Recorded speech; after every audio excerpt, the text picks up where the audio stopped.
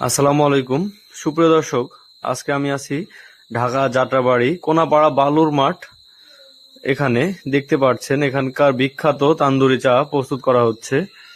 কাপগুলো কিন্তু খুব সুন্দরভাবে আগুনে তাপ দিয়ে তারপর দুধের মধ্যে রেখে বা চায়ের মধ্যে রেখে সেটা সেই চাটা গরম করা হচ্ছে, যা আমাদেরকে পরিবেশন করা হবে। আর এই বাটিগুলো দেখছেন, এই বাটিতে কিন্তু চা পরিবেশন করা হয়।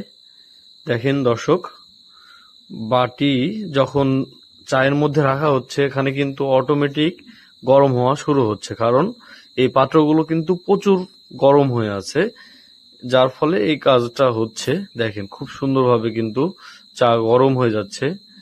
আর এই চাটা সুন্দরভাবে আমাদের কাছে পরিবেশন করা হবে।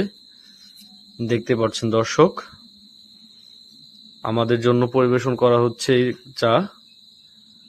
আর যখন এটা গরম হয়ে যাচ্ছে চা, সেখান থেকে আবার বাটিগুলো সরায়ে বা মাটির এই পাত্রগুলো সরায়ে আবার হিটে দেওয়া হচ্ছে বা গরম করতে দেওয়া হচ্ছে।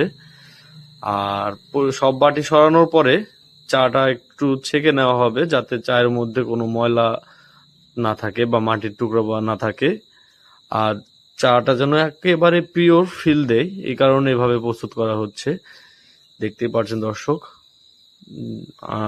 আমাদের চা কিন্তু সব প্রস্তুত।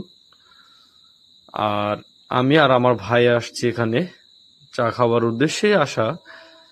সো এই তো আমাদের চা চলে এসেছে, আপনারাও চাইলে খেতে পারেন। এখানকার চা কিন্তু বেশ সুন্দর, আপনারাও দেখতে পারেন। আসসালামু আলাইকুম।